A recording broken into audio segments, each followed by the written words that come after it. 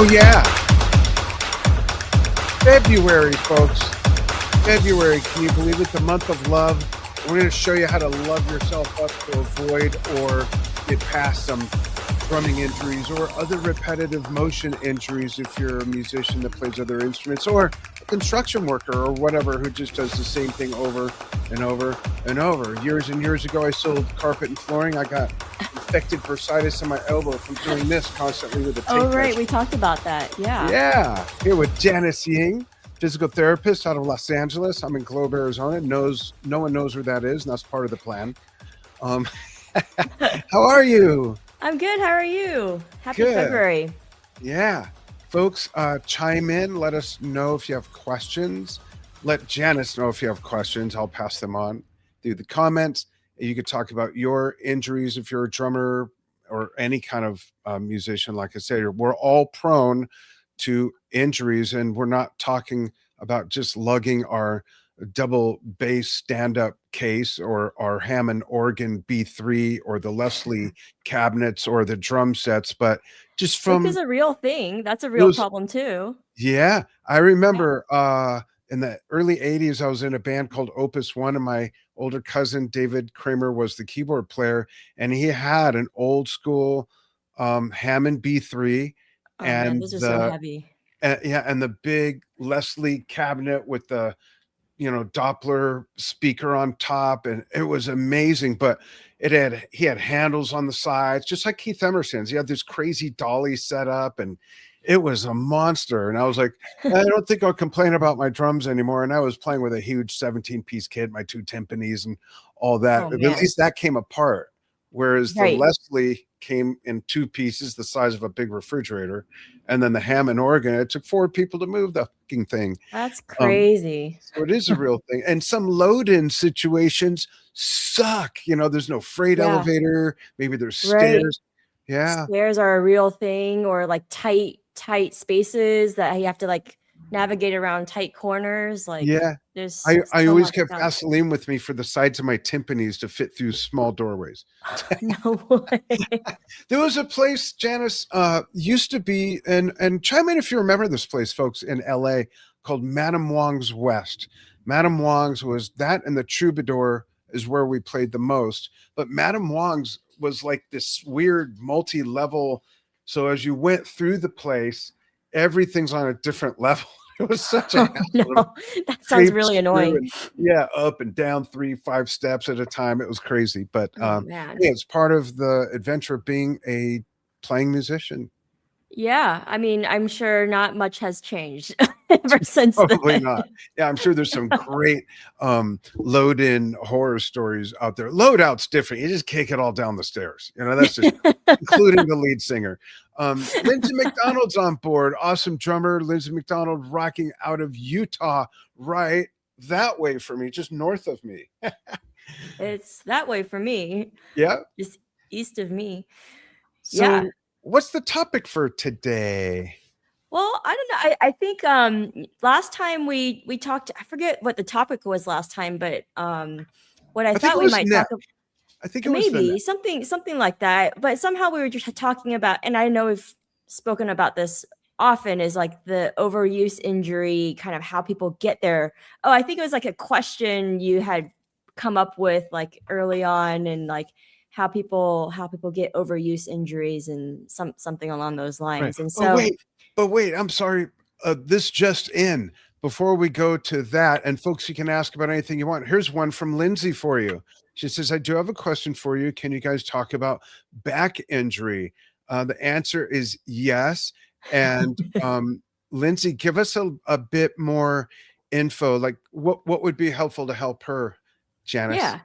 I mean, talking about like what maybe like what kind of symptoms someone is getting, or like what is, yeah, just a little bit more about like what you could be experiencing, because there's a lot of different kinds of back injuries and they all present somewhat differently, and the types of people or like the stage of your life, you might get a certain kind of back injury versus later in life. So Is The that a back pain slight on is, us older people? I mean, but back pain is probably one of the top injuries that just humans get in general. Yeah.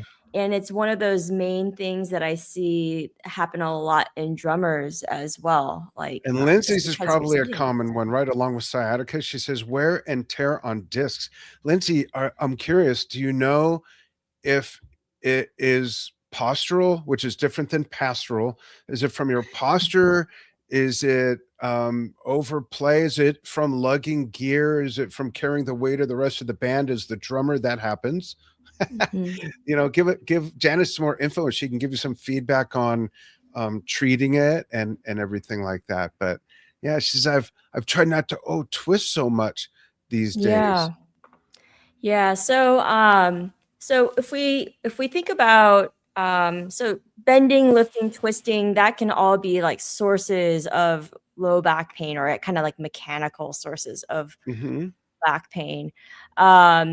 Commonly people will talk about like the disc. I'm trying to pull up my anatomy app on the fly. Oh yeah.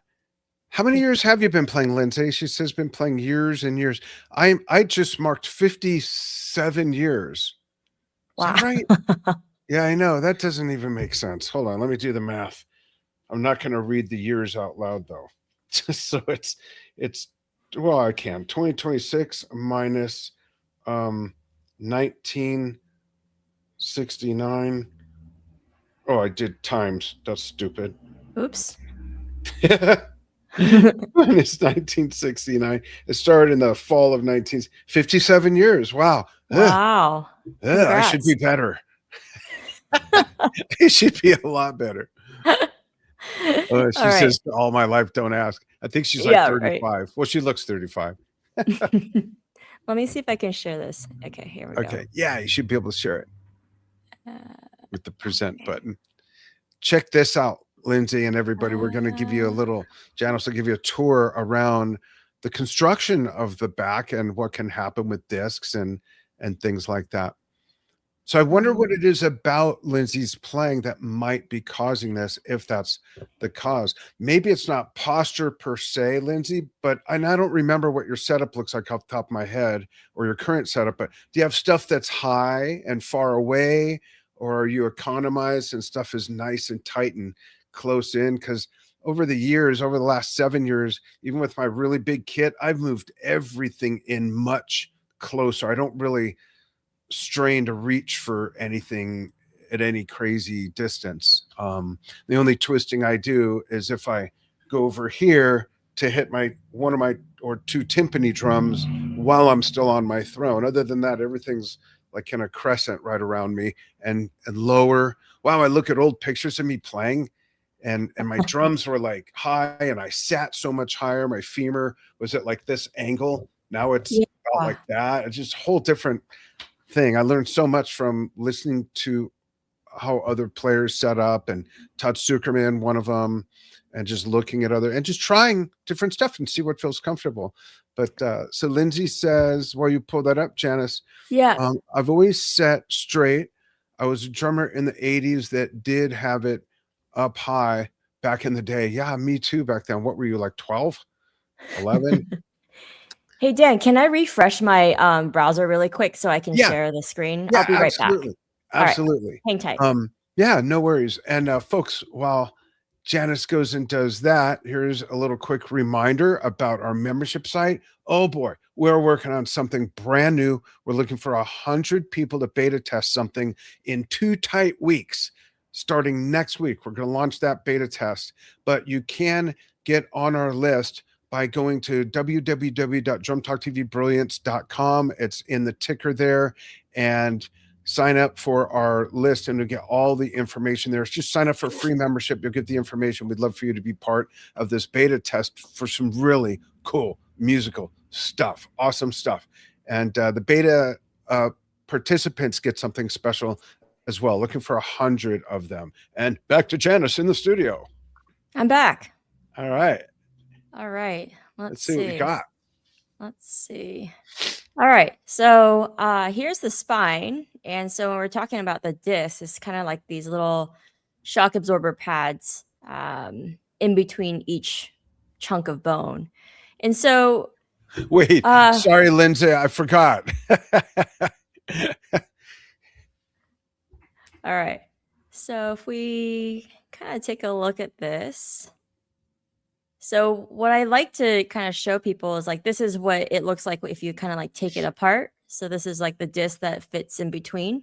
Mm-hmm. And so when people talk about like disc problems or like a herniated disc is probably like the most common thing that happens is like the wall of the disc is kind of like it's this fibrous structure. And so and the inside of the disc is kind of like this jelly-like substance. And the role of it is to provide space in between the spine, but then also help absorb shock. So sometimes if there's weakness in this wall, you think about like a jelly donut. Sometimes that jelly part can kind of push into the space. So the in through this hole here, if you look from the side, and on both sides you have one hole coming out of each side, are the nerves that come down from the spinal cord and into the low back. So sometimes this like kind of jelly-like substance can push on the nerve, which can cause pain. And so if we're talking about like a disc, like pain from the disc, and maybe you're having pain going down the leg and whatnot, that can be a source of pain. Other times people can have like a muscle strain, like they pull a muscle in their back, which can also cause back pain. Sometimes you can have kind of where the nerve gets stuck in the muscles down in the leg or in like the buttock area, and that can cause pain too. So there's a lot of different sources of like low back pain. But if people are having problems with like sitting or playing for drummers, probably the first area I would kind of look at is kind of setup is key. Like for drummers, especially, and I know we've talked about this a lot. It's just like the overall ergonomics of the kit. You want to make sure that your throne is sitting a little higher, not super high, although I know a lot of some drummers play really, really high where their throne, like they're almost just like kind of perched on top of their throne. Yeah. But you want to make sure that like the angle of your hip is less than 90 degrees. So like if this is like your thighs and this is your trunk, your torso, you don't want to be close to 90 degrees. You actually want to have a little bit more open hip. And the reason why that is because the more flexed or the closer you are to 90 degrees, especially because drummers use their legs, they use their hips a lot for the pedaling and whatnot, that can cause more restrictions on the hip, which then will affect the pelvis, which then will affect the low back. Right. And here's a quick question from Lindsay. Yeah. Can you see recovery with the disc without surgery? Oh, sure. I did. Yeah. Yeah. I did. My quick story was I don't remember the year, but I remember my age. I was like 36, 37, 35, right in there. And it's like, wow, almost 30 years ago. Wow. What the hell? And I sneezed really hard and bulged 2 discs in my back. And how I recovered, I did some physical therapy, but I also was just so mindful of not doing stupid things like picking up something I shouldn't, bending over. I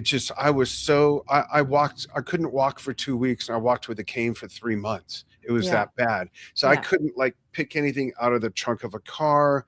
I could not pick up the kids. The kids were a lot younger then. Right. So that's mine. But what type of physical therapy does come with that or could come with that? And I'm sure the condition dictates that a bit, Janice, but It can you depends on shed the some light on that? condition. But yeah, absolutely. People can recover quite successfully after an injury to the disc. I've seen it, like I've had patients, like my own patients have a MRI, like when the injury first happened, they have, like a 16 millimeter disc herniation. And then A couple there's one in particular that I'm thinking about, like a couple of years later, like we had finished PT, well before then, but she came back just to kind of like check in and say hi. And she showed me a new MRI and it had reduced significantly and she didn't have any pain and Wow. things were great. So it was a really cool thing to see, kind of like, at least in one particular patient. And this has been proven in like studies and stuff like that, where you can actually have a reduction in the amount of disc bulge that someone might have. The other thing to be thinking about too is that there are people, and this is not to say that, people who have there are people who have disc bulges who don't have any symptoms at all. So it's not to Oh, say that if a disc bulge is present that you're guaranteed to have debilitating pain. right. Although if you do have debilitating pain and then you do an MRI and you see that, you can kind of correlate that back to Yeah. be, okay, this is maybe the source of where you're getting your symptoms from. But it's quite common as someone progresses through life, to put it nicely, that disc bulges are present, but it doesn't necessarily guarantee that they will have pain. Same thing with like arthritis, like in the knees or in the hands. Like it can be present, but it doesn't necessarily guarantee that someone is going to have those kind of symptoms, although they could. Interesting. And So I know a lot of people automatically probably think, well, if that happens, should I put cold or heat on it? Like, yeah, and what's the answer? We've talked so much about cold and heat and what works for what doesn't, or how do you know? Or it's like a yeah. limerick you can't figure out. Yeah, so that for a colder heat, for a disc problem, honestly, it's kind of like whatever helps you feel comfortable. Because it's such a deep structure that chances are you're not gonna have that cold or deep penetrate all the way into like the middle of your body. Mhm. Um, but the colder heat might be beneficial for helping someone who has muscle spasms. That is maybe also happening in conjunction with the back pain, because oftentimes what we see with back pain is that the muscles surrounding might go into spasm to try and protect that area, to kind of serve as like your internal natural brace to Yeah, protect that area from moving or twisting beyond like what it wants to kind of help things heal and whatnot. right. Um, And so back Lindsay to like, asked, yeah, oh, I'm sorry, go Chance. ahead. Lindsay asked, should a person exercise more or less? And my guess, and from experience, is they probably shouldn't exercise at all until they get that swelling down to where it's not putting pressure on a nerve and there's no pain, or they could easily aggravate it, right? So it depends. So there's more and more research that's coming out, because before, like back, even like 20 years ago or so, the kind of traditional model, like, okay, you have low back pain, maybe you blew a disc, is to, be pretty sedentary for a period of time. Mhm. And what they found is that sometimes that could actually have a detrimental effect on it, because if you're not moving, like you're kind of not using your body, you could potentially get weaker, like already from how you normally are or where you were Right. before.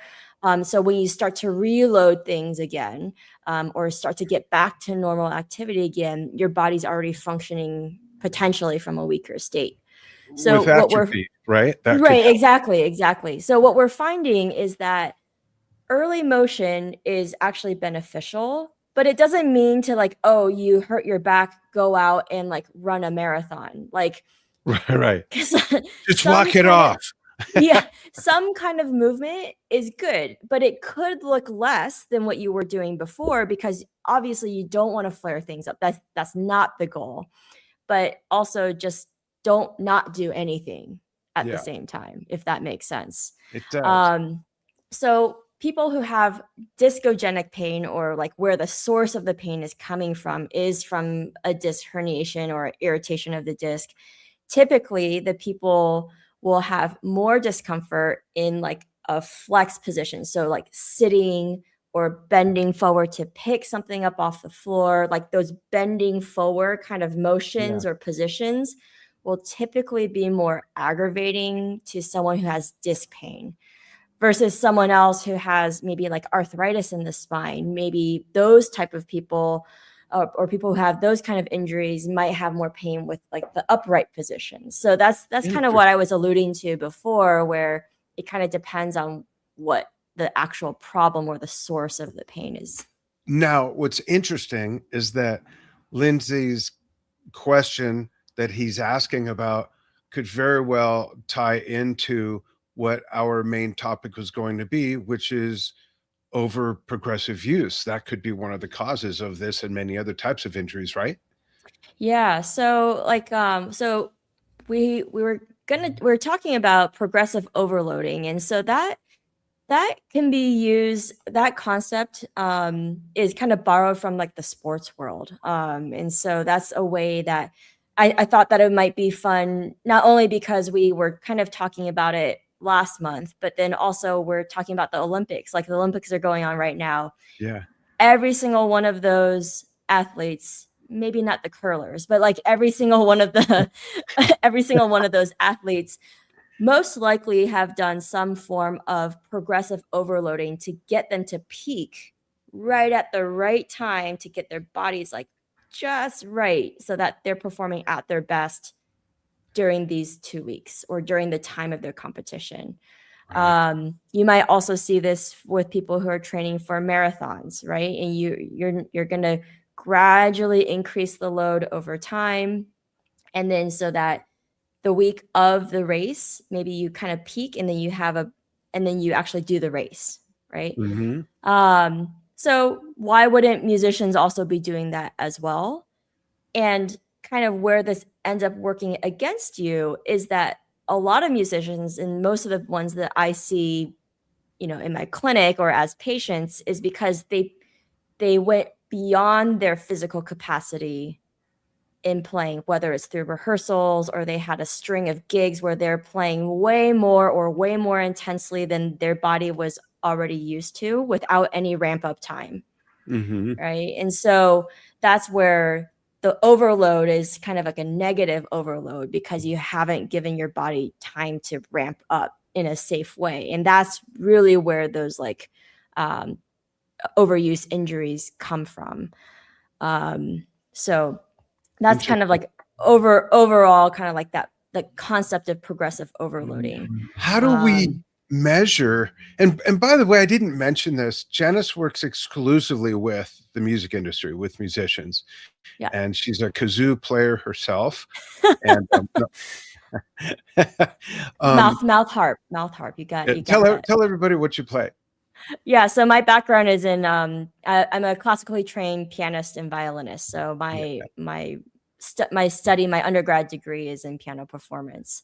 And it was your own injury that got you interested in this field, right? Yeah, I got injured playing the violin, and through that experience, I ended up having to get surgery on my shoulder. And through that experience of like not having musicians know how to coach me through my injury, and then not having medical professionals know how to coach me through my injury, I decided to kind of pivot. Although I was able to go back to playing, but I was able to pivot and go pursue physical therapy as a way to try and like bridge the two sides together in some way, or kind of try and make sense of like what was going on in my head, which still, I don't know if that's been achieved yet, but yeah, so that's what I've done. And I've been doing this for a decade and a half at this point.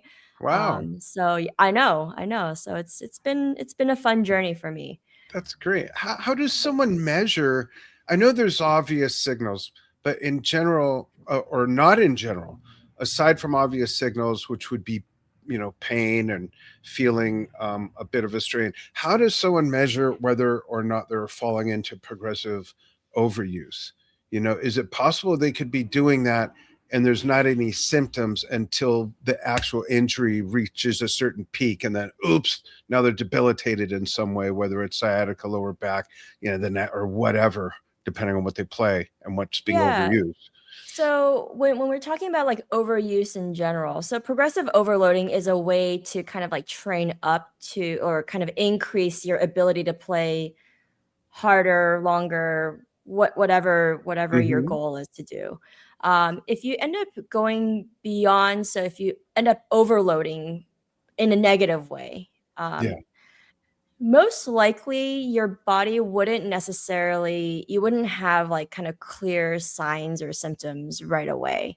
Um, you could have some soreness, but usually like that initial like injury would go away pretty quickly. Maybe if you think about if you like lift something really heavy, right? And then Hmm. you're not used to lifting that heavy, but then a day or two you kind of feel a little bit of muscle soreness, right? I think everyone's kind of experienced a little bit of that muscle soreness before in the past. Yeah. That necessarily isn't necessarily like a bad thing. The muscle soreness in itself is not a bad thing. But if you continue to lift that amount of load over a longer period of time and you don't allow your body to recover from it, then you will start to see, so you'll either start to experience pain, which is kind of a telltale sign. But maybe what people don't pick up on is a decrease in performance. So maybe Mm. you're not able to play as long as you were before because like the muscles just don't, like think about it like a battery. Like you're never really fully recharging the battery. You're only like operating at like 80%, and then Yeah. you use the battery up again and you never fully recharge that. And so maybe you're like 75%. So you start depleting the battery or like the amount that your muscles or your stamina is able to sustain. So you might notice that you get more fatigued more quickly before you even start to feel any pain. Interesting. Maybe even like fatigued mobility, where it's not as Yeah. easy to play as fast or do certain things, Yeah, yeah, with more exactly, work. Yeah, exactly. that makes Mhm. sense. Cool. Yeah. Um, Lindsay says, when I was younger, I just loved playing the drums as much as possible. Then down the road, I pay the price. Yeah, I did for a while too. Um, Yeah, me too. yeah, back in, when I was most active playing in bands and stuff, there were two bands in particular, Opus One I mentioned, and the one before that, where we practiced 3 or 4 times a week and played 2 gigs a week. There was like Yeah, one day, maybe 2 days a week where I wasn't playing. But I started yeah, really young in my gig life, my professional gig life. I was 15. So it was 15 through my mid 20s, like a good solid 10 years hitting it really hard. And I didn't have as much, what's the word? I didn't have as much finessed technique in my playing. So sure. I had the dexterity and all of that, playing stuff like Deep Purple, Led Zeppelin, ELP, Genesis, yeah, stuff like that. But I played a lot harder. I hit a lot harder, and therefore I was creating more wear and tear because of that.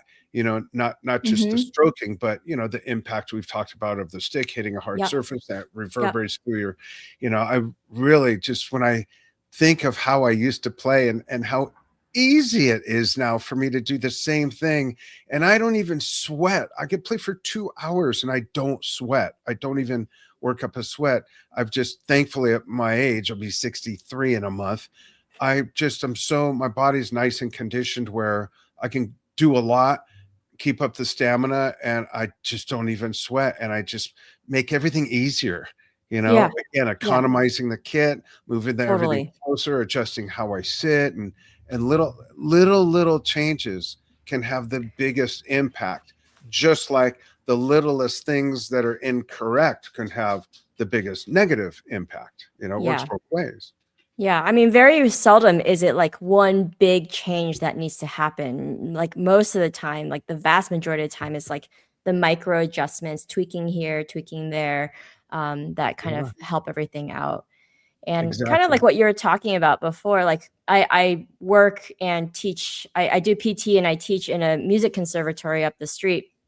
Um, and like these students are practicing anywhere from 2 hours conservatively all the way up until like 10 hours a day. Maybe average is like, yeah, maybe average is 4 hours a day. But it's like sometimes they come in and maybe in high school or maybe in early college, they're used to practicing 3 or 4 hours a day. And then they're put into this scenario where all of their peers are practicing 6 hours a day, or they have a concert coming up where they're also rehearsing 2.5 hours every single day.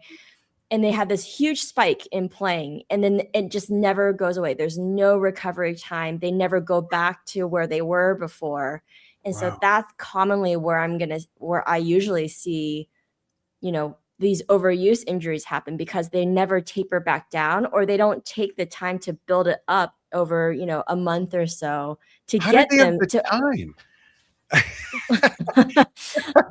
they practice all hours of the day. Like, there are Wow. some students that I've talked to that, will practice until like 2, 3 in the morning, and then they go to sleep, and then they, rinse, repeat, recycle kind of Yeah. thing. I mean, it's a really competitive environment and stressful. And, Yeah. when you don't get good sleep, your body doesn't heal. It just ends up being this like vicious cycle. So here's a question, a musician question for you, not a PT question. Yeah. What is your take on that, as far as, is depending on what someone works on, of course, Yeah. is there really a difference between practicing 2 hours a day versus 4, or 4 hours a day versus 6? Is there really a difference, or is it just a psychological thing? Putting in the time, I'll get better, I'll get better, I'll get better. So this is the one thing that I get super nerdy and geeky about. And I think I don't remember actually if we've talked about this I topic. don't And think so so. maybe this will be for next month. Or I could talk about this all day. Um, it's not about, and I will take this to the grave with me. It's not about the amount of time that you spend practicing. It's about the quality over quantity, right? It's the quality of the practice that you're doing. What you're And focusing on, things like that, right? yeah, and so musicians on paper are master practicers, right? That's all we do. We just play and we play and we play and we play and we play. And like for me, I'm very guilty of this. Like when I was, studying, coming up through like studying everything, I would just drill the same thing over and over and over again. I would play the piece over and over and over and over again.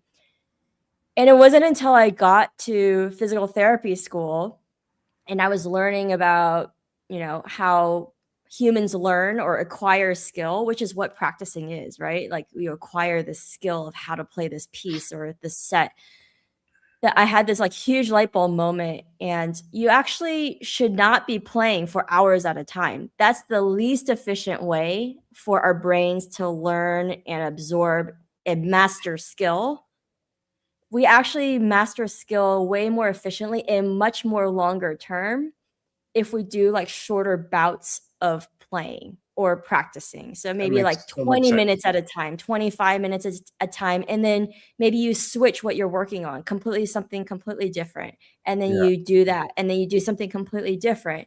That's actually how human brains and animal brains really, really master and like internalize skill and be able to adapt that same skill to so many other scenarios. So you think about like you practice your rudiments all day long, right? Growing up, you practice like mixing it up. The reason why you should be practicing rudiments is because those are kind of foundational building blocks that you're going to be playing in any other context. Right. And so, but if you're just going to do the same rudiment, like the same pattern for 20 minutes or for an hour, your short-term memory is going to be really, really great.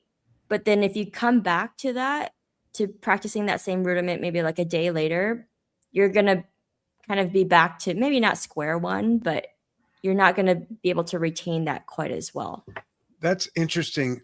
And I agree with that from experience, because I Yeah. was not one to sit and work on the same thing for an hour, even just an hour, the same thing. Nothing ever. Not even when I was young and I was learning all these crazy songs, Close to the Edge, Carnival 9, Tarkus, Supper's Ready, just crazy music. thankfully I have good memory for one thing, and that's music. I can listen, really learn by ear. But Yeah.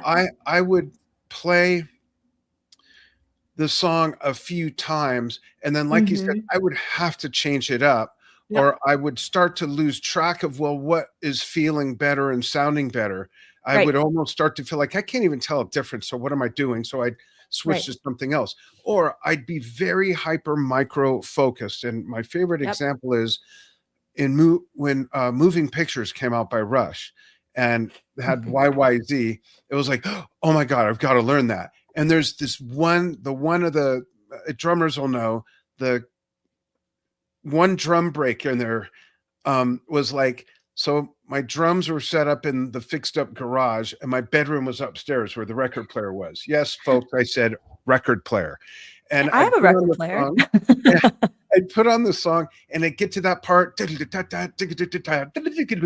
wait, pick up the needle, play it back, pick up the needle, play it back, pick up the, remember it, run down the stairs, into the garage, sit down and go, oh, damn, what was it? Run back up and do that over and over until I almost got it once. And then it was like, okay. And then it was work on it till I got it and then move Yeah. on to something else.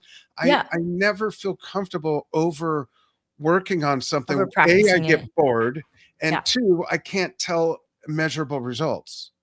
I Right. need to take a break from it and then go back to it. First, let me see if I could play it again.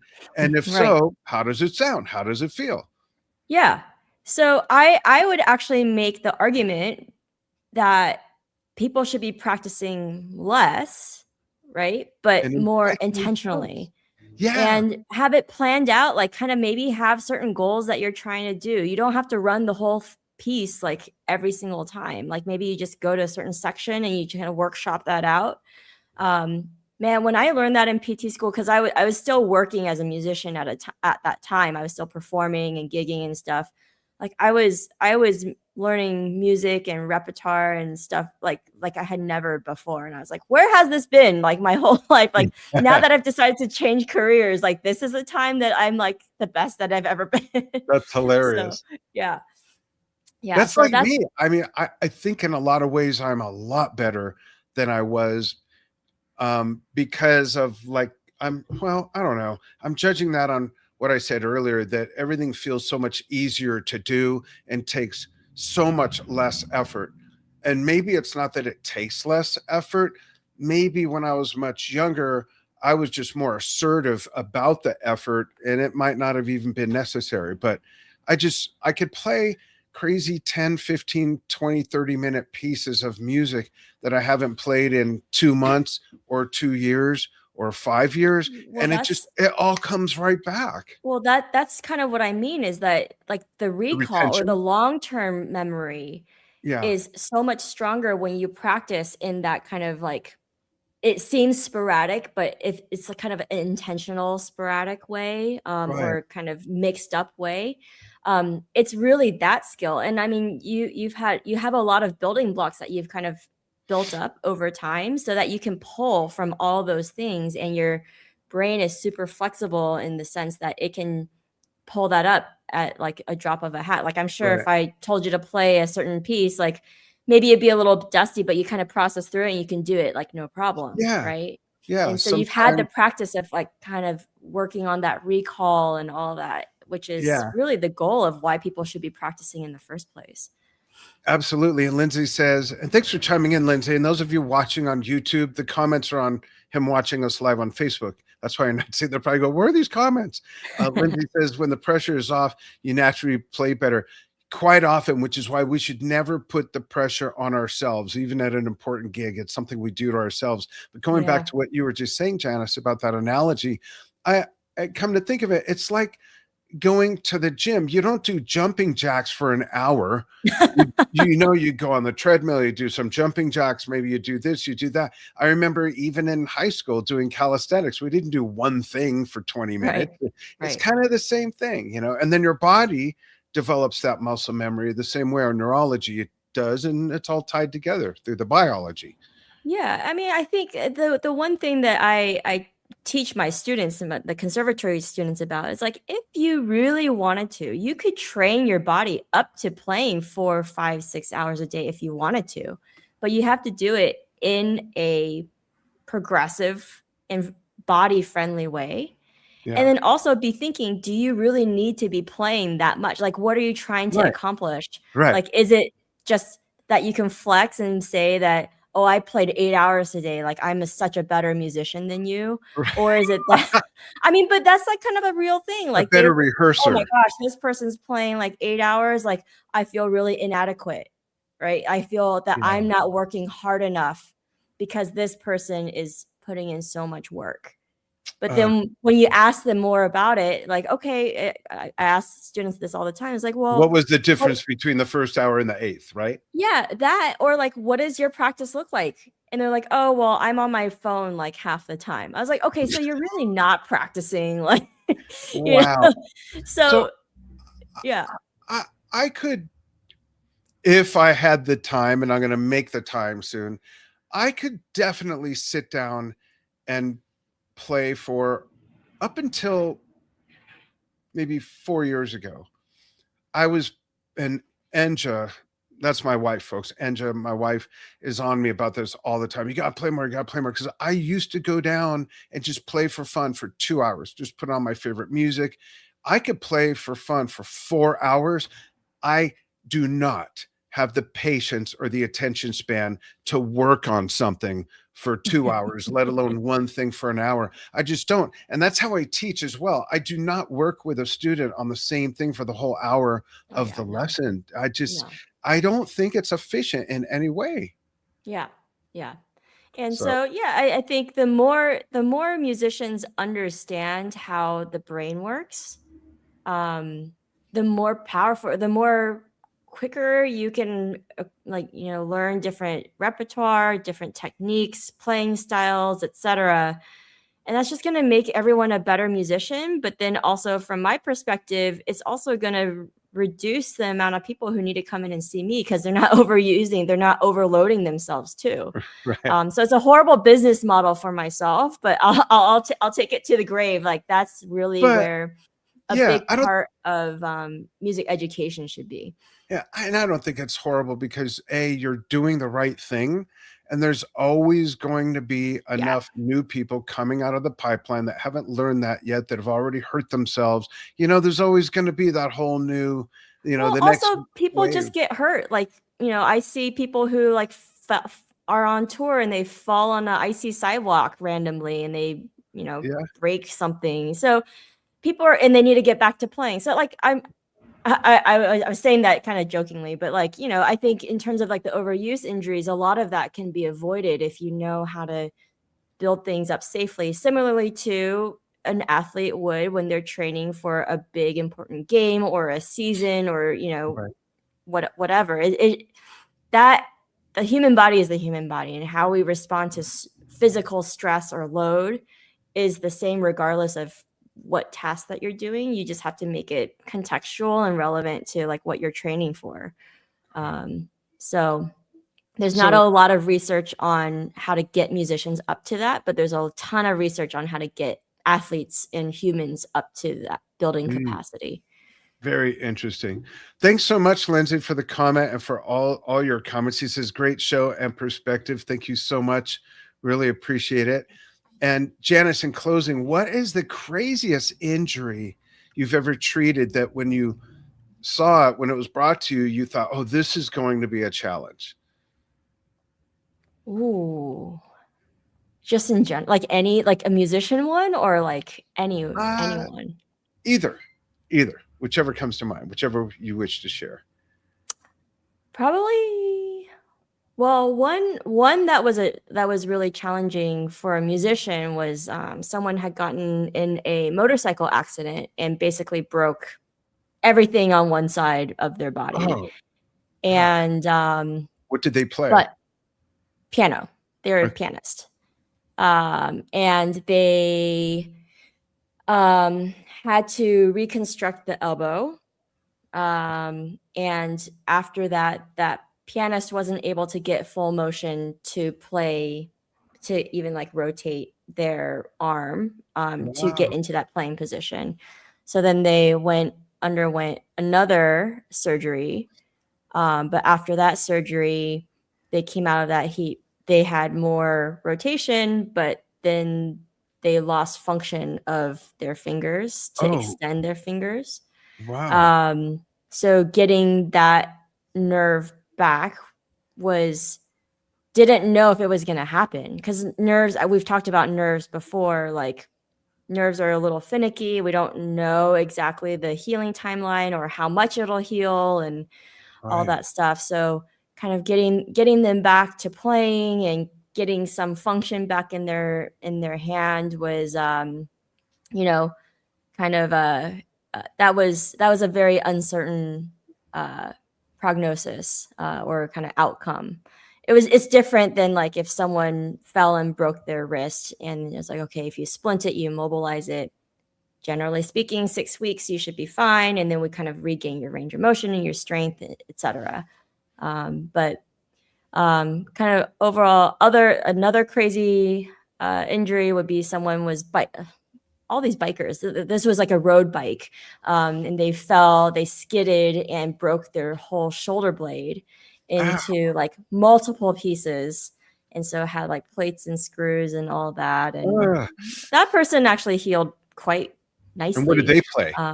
Actually, that wasn't a musician, Music. but Oh, that okay. was that was a Civilian. A civilian.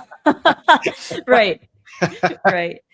So yeah, I mean, I could, there's so many different things that I've seen, because I like in the earlier days of when I was working with patients, it wasn't just musicians. It was kind of like I worked in a hospital, so like I Okay.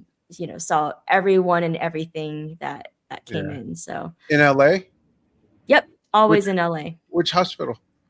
Adventist Health Glendale. It's Okay. just like it's like just west of Pasadena. Yeah.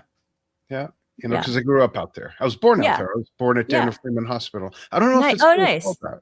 What's that? I said, oh, nice. Yeah, I was at that hospital for 9 years before I Oh, went off wow. on my own. Mm-hmm. Wow. So that was the 9 years previous to these 15?